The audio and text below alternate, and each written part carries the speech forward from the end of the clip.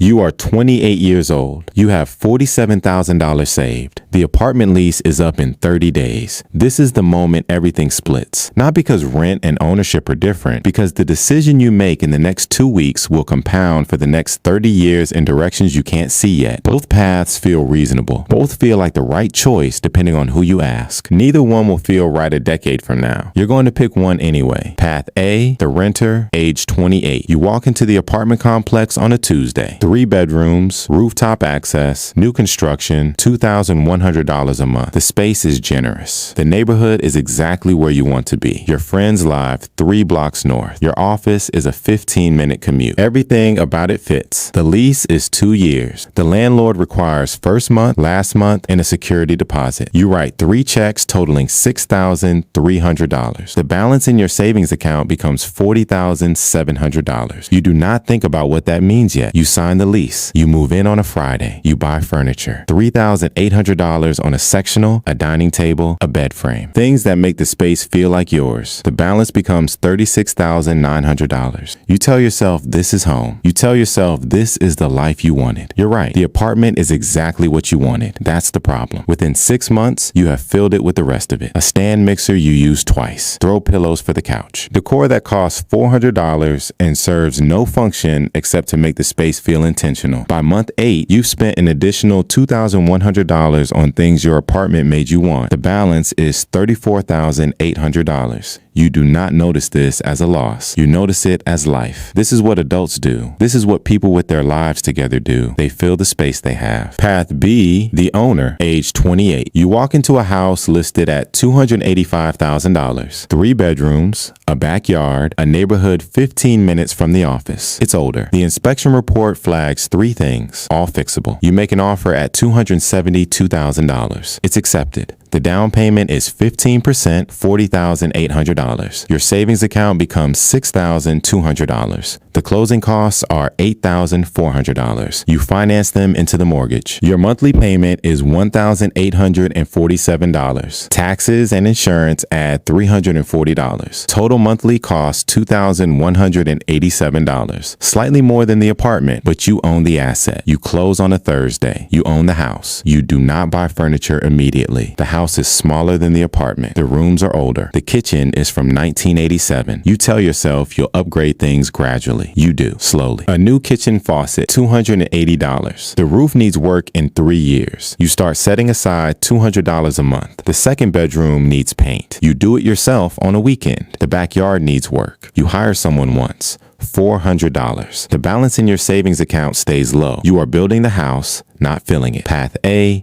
Year 2. The lease is up. Your landlord raises the rent to $2,280. That's 8.5%. You have 3 options. Accept it, move, or negotiate. You negotiate. You've been a perfect tenant. He lowers it to $2,220. You take it. The annual increase is $1,440. Your apartment is still beautiful.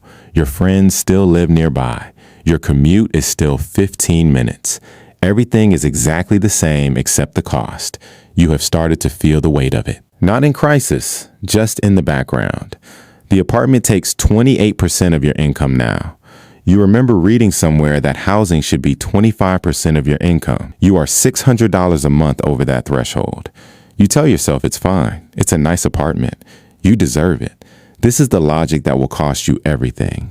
You meet someone at work named Jordan. Jordan rents an apartment 4 miles away. It's smaller, older, less convenient, $1,600 a month. You've never considered it because it's not where you want to live. Jordan chose it anyway. You ask why. Jordan says it's the math. The math between being able to save and not being able to save. The math between options and no options. You nod like you understand. You don't yet. Path B, Year 2. The house is still costing you $2,187 a month. It has not increased. It will not increase. The property tax might go up slightly. The insurance might shift, but the core cost is locked. You have paid down the principal by $18,400. You have paid down the principal by money that would have vanished if it had gone to rent. The house is still small. The kitchen is still from the 80s. You've learned to not need it to be newer. You've learned to see the space as a structure that holds your life, not as a statement about your life. Your friends who rent have upgraded apartments twice. Their spaces are objectively nicer than yours. Their spaces are also $400 more per month than yours. They don't know that yet. They will. You hire a contractor to fix the roof. $8,200. The roofing company finances it. You pay $220 a month for 48 months. It's terrifying at first. Then you realize the roof would have cost the same whether you rented or owned. The difference is you own the structure it's protecting. Something shifts. You stop seeing the house as a place you live and start seeing it as a machine that works. You've paid down another $18,400 in principal. Total equity, $57,200. The net worth you have is increasingly not a number, but a structure. Path A, year 3. You sign another lease. Rent is $2,350. You try to negotiate. The landlord doesn't negotiate this year. He has applications from 6 people who will pay asking price. You can stay or leave. You stay. The math now says 29% of your income goes to rent. You start noticing the gap between you and your friend Jordan. Jordan's rent increased $40 this year. Yours increased $130. The spread is widening. You do the calculation. If rents increase 5% annually, your rent will be $3,100 in 10 years. If you make the same income, rent will be 38% of your take home. You tell yourself salaries will increase. They might not increase that much. The apartment is still beautiful. Your friends still live nearby. You still do not want to leave. But something has started. A calculation you cannot stop making. An awareness that the beauty of the space costs something that gets more expensive every year, and nothing you do will change that. Path B, year 3. Your mortgage payment is still $2,187. It will be $2,187 when you're 38 years old. It will be $2,187 when you're 48. The payment does not care how much you earn. The payment does not care if your income stays flat or grows. The payment is fixed. You have paid down $54,600 in principal. Your home equity is $94,600. You have turned $40,000 of down payment money into $94,600 of equity. The numbers feel abstract until you realize what they represent. They represent optionality. If you needed to sell, you could. If you needed to refinance, you could. If you needed to borrow against the equity, you could. Renters cannot do any of those things. Renters have $0 in equity no matter how long they stay. You have not thought about this as freedom yet. You will. Path A, year 5. Rent is $2,650. Your income has grown to $82,000 a year after a promotion and a job change. Rent is now 38% of your income. This is the threshold. This is the moment renters usually realize something has gone wrong. You realize it. You start thinking about buying. You check your savings. $18,000. A down payment on a house like the one Path B bought would require $42,000 to $50,000. You have been paying rent for 5 years. You have built no equity. You have saved $18,000. At this rate, you are 4 years away from a down payment. The apartment is still beautiful. The neighborhood is still good. But you can taste the trap now. The trap is not that rent is expensive. The trap is that rent is expensive and builds nothing. You meet Jordan for coffee. Jordan says the house is paid off for a mortgage. Jordan says the mortgage is still $2,187. You do the calculation. $2,187 times 12 is $26,244 a year. Your rent is $31,800 a year and rising. Jordan paid $2,187 a month for 30 years. You will pay something that starts at $2,100 and ends at something much higher. Something breaks open in the conversation. Not anger, understanding. You see the structure you built and you see the structure Jordan built. Yours is beautiful. His is secure. That was always the choice. Path B, year 5. Your mortgage is still $2,187. You have paid down $108,000 in principal. Your home equity is $148,000. You have turned $40,000 into $148,000. You have not done this through any special skill. You have done this by not moving. You have done this by letting the math work on your behalf while you lived your life. The house is still small. The kitchen is still not renovated. You could renovate it. You could take out a home equity line of credit at 7% and do it. You choose not to. The reason is not discipline. The reason is you have learned to see the space differently. The space is not a statement about who you are. The space is an asset that works. You have begun to understand that your renters' friends are not buying lifestyle. They are buying temporary access to lifestyle.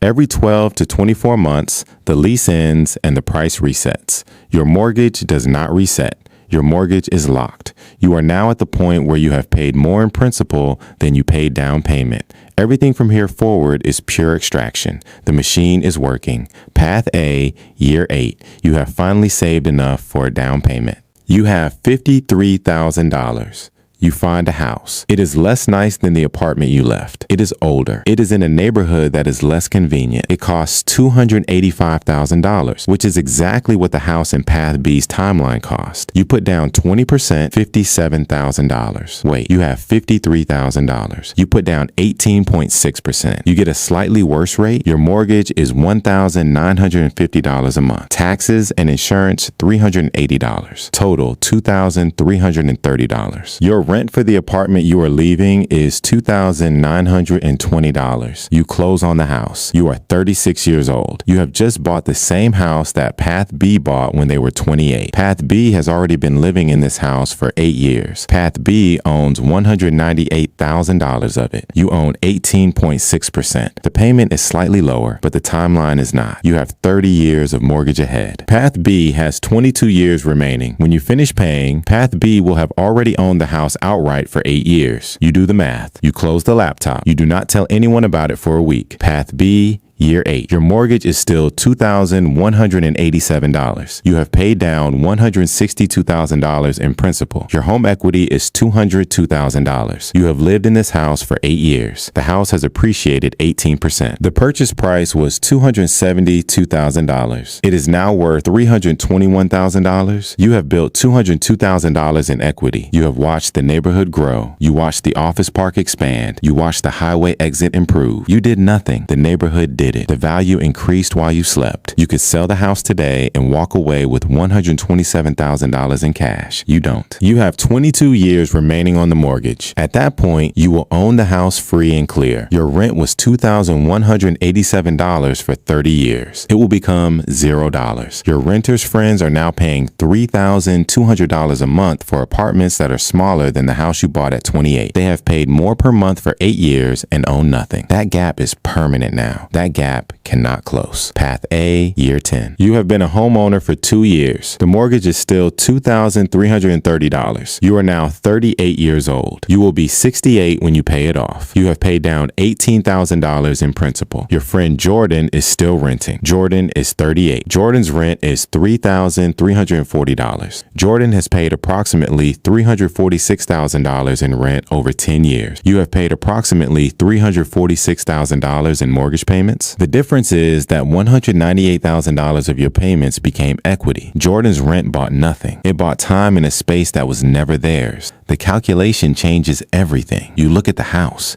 It is the same house. It has not gotten nicer. The kitchen is still older, but it is yours. That word means something now that it didn't mean when you owned the apartment. Ownership of the apartment meant nothing. You moved. Ownership of the house means something. It means the price stops rising. It means the equity builds. It means at 48 years old, the mortgage is paid and everything after that is free. Your friend Jordan will be paying $4,200 a month. You will be paying $0. That gap will grow for the rest of your lives. This is the moment you understand why some people own and some people rent. It is not about lifestyle. It is about the mathematics of compounding in one direction versus another. Path B, year 10. Your mortgage is still $2,187. You have paid down $216,000 in principal. Your home equity is $256,000. The house is now worth $338,000. You have built more wealth by staying in one house than most people build in their entire lives. You have not done anything special. You have not earned an exceptional income. You have not made brilliant investments. You have made one decision and let it compound. You have let the math work. You are 38 years old. The mortgage will be paid off at 58. At that point, you will have 30 years of life ahead where your housing cost is $0. You will be able to do things at 60 that people who rent at 60 cannot do because their rent will be someone's deciding price. Your life options at 60 are larger than people, richer than you, but younger in the game. The gap is the thing. The gap between what you chose and what they chose. The gap compounds in both directions. Their gap pays someone else's mortgage. Your gap pays down your own. Somewhere right now, someone is 28 years old. They have $47,000 saved. The lease is up in 30 days. They do not know yet that this decision matters more than the salary they'll earn over the next 10 years. They do not know that the apartment or the house is not about the space. It is about what the space builds. They do not know that the most important financial decision most people make is not how much they earn, but what happens with the money they earn before they can spend it. They do not know that one person will pay $346,000 and own nothing. They do not know that another person will pay approximately the same and own everything. The system does not care which one they become. The system works either way. One way builds a person who owns assets at 40. One way builds a person who is still paying rent at 50. The choice is being made right now, in the next 30 days, maybe in the next 30 minutes. The cost of the choice is invisible until it isn't. And when it isn't invisible anymore, the choice was made 8 years ago.